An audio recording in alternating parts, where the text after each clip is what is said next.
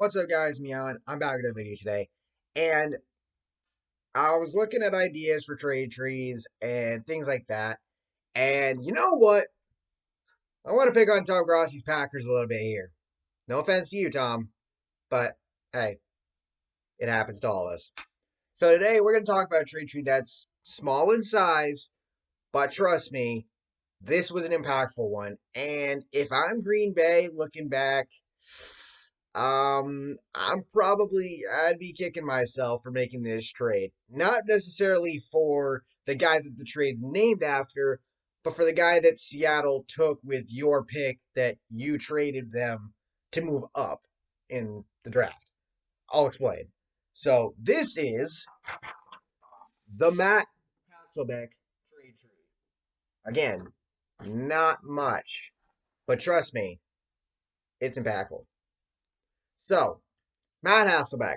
He was a sixth round draft pick of the Green Bay Packers back in 1998. He only played 2 years for the team before getting traded, and that's understandable considering the fact that you had Brett Favre, and you were a couple years removed from your Super Bowl win over my Patriots. I know I wasn't alive at the time, but it's still the Patriots. Um, In 32 games, 0 starts, 13 completions, 29 attempts, 145 yards, 2 touchdowns for Hasselbeck in his time with Green Bay. And then, now, I know I named the trade after him, but I don't really think he's the principal part of it. I think it's the first round pick that got it done, but Hasselbeck was just thrown in there because. So the deal came up on March 5th, 2001, where the Green Bay Packers traded Hasselbeck and the 17th overall pick in the upcoming draft to the Seattle Seahawks for the 10th and 72nd overall picks in the first and third rounds. Now, in terms of Hasselbeck's career with the Seahawks, he ended up playing for them from 2001 to 2010, started all but 7 games, 138 total, 131 starts. He had a 69, nice, and 62 win-loss record, 2,559 completions on 4,250 attempts for 29,434 yards, 174 touchdowns, 128 interceptions, and in 11 playoff games, all starts, 5-6 win-loss record, 236 completions, 406 attempts, 2,741 yards, 18 touchdowns, 9 interceptions.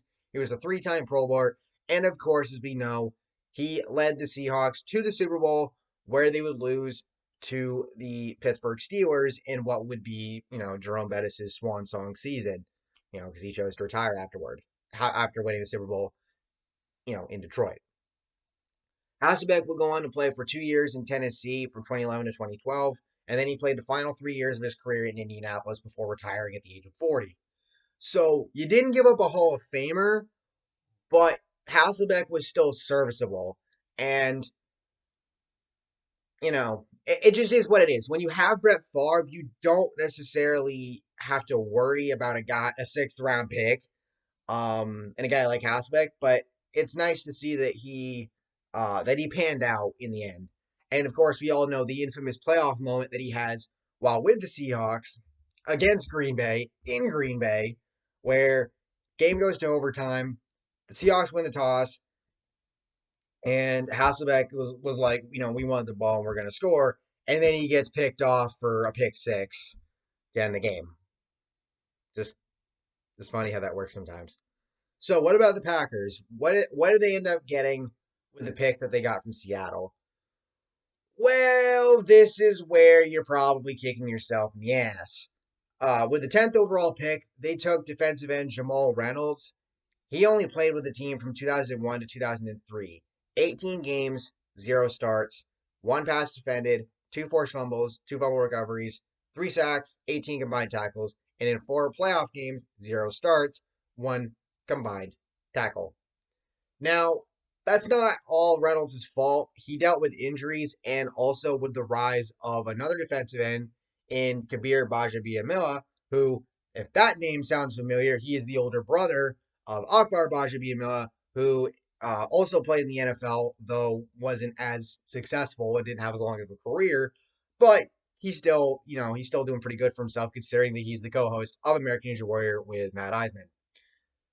But due to Kabir's rise and the injuries that Reynolds suffered, it didn't work out in Green Bay for him. And especially as a 10th overall pick, you could definitely look at him as a bust. Maybe not as one of the more high profile busts, but definitely a pick that Packers fans are probably regretting, and that the Packers will be regretting in hindsight. So they tried to trade him in July of 2004 to this Indianapolis Colts for a 2004 draft pick. Problem was, it ended up getting voided out. Why? Well, Reynolds failed a physical with the Colts. So trade was voided. He ends up getting cut. He goes to Cleveland in free agency, but gets cut right before the season, and his career is done. So what about the third round pick? Well, he did a little bit better than Reynolds, but he still wasn't anything special. And that was linebacker Torrance Marshall. Sorry. He played for the team from 2001 to 2004. 51 games, 2 starts, 2 passes defended, 4 fumble recoveries, 1 sack, 77 combined tackles. And in 5 playoff games, 0 starts, 1 combined tackle. He was a linebacker, but he also played fullback at times, and that actually would come in handy. He took the 2005 season off, and then he went to the Arena Football League in 2006. He was released by the Packers in 2004. And then final little fact here, 2007, with the Tampa Bay Storm, he set a franchise single-season rushing touchdown record with 17. I have no idea if that record stood or if it got broken in the years following that, because I couldn't find their records. So if anybody knows, let me know in the comments. And funny little thing that I found out while I was looking for other trades to make trade trees out of, you know, be lucky that you have Brett Favre or had him. Reason why, or no, let me rephrase that. You should be lucky that you had Ron Wolf in your management brass, because when the Falcons traded Favre to the Packers, he failed a physical, and the doctors, wanted Wolf to nix the trade because he failed that physical. Wolf said, "Fuck that. I'm taking the trade no matter what," and he made the right move. Now, what would have happened to Favre if he didn't? Who the fuck knows? But, funny little footnote I had to throw in there. So, picks that the Packers got, the players they got from them, it didn't really work out, unfortunately. Just it is what it is. What about the 17th overall pick that Seattle got back in this trade? What makes this trade tree this trade tree? Because if they pick a dud, then I'm not making this video. But they didn't. They got, with the 17th overall pick, Steve Hutchinson. Yep. Yeah, this is where Packers fans would probably be kicking themselves right about now. Sorry, Grossi, but I gotta do it. He ended up playing. Wow. Um, I did the Rick Myra trade tree is my last trade tree vid, and of course, as I mentioned in that one, Seattle was able to do some wheeling and dealing and ended up getting the pick that would turn into Walter Jones and a Hall of Fame offensive tackle for them. Well, in this case, they get a Hall of Fame guard. Um, he didn't play his whole career in Seattle. He ended up playing. He played from 2001 to 2005 with the team, starting all 68 games that he played. He had 1 fumble and 3 fumble recoveries. He was a 3-time Pro Bowler and a 2-time first-team All-Pro with the team, and he had 8 career playoff games as a whole. He had a solid career in Seattle, and then he went to Minnesota in free agency, rival of the Packers, and he played 6 years for the team, making 4 Pro Bowls and 3 first-team All-Pro appearances for a grand total of 7 Pro Bowls and 5 first-team All-Pro selections. And he was a member of the All-2000s team. He played one last season in Tennessee. He started every game that he played in his entire career, and he was inducted into the Hall of Fame in 2000. He's part of the 2000 NFL Pro Football Hall of Fame class. Wow.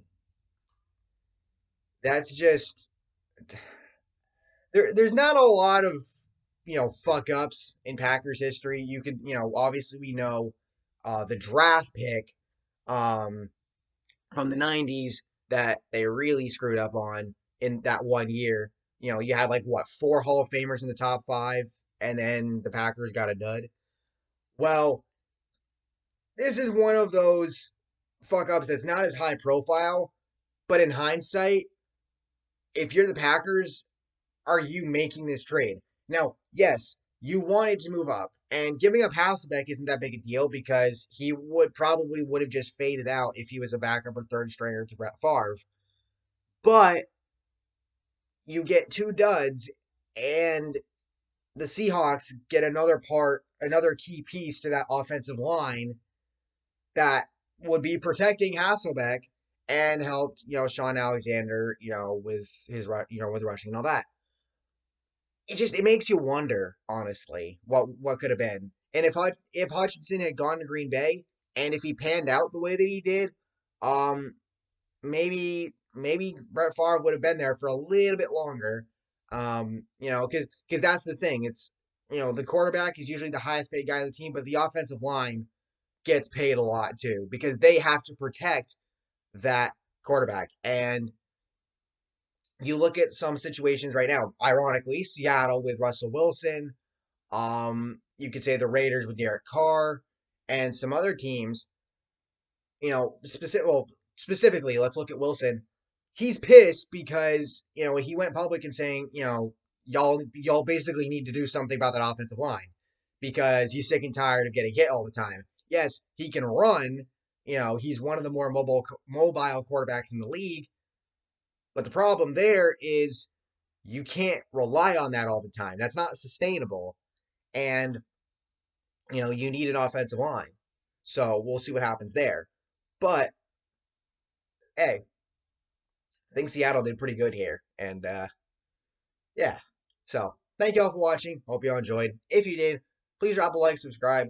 Let me know in the comments below if you've got any, trades that you want me to look at. I'm taking ideas. I'm looking for ideas myself and see what I can come up with. Again, thank you all for watching. Hope you all enjoyed. And if you did, please drop a like, subscribe, more content like this, and I will see you all next time. Peace.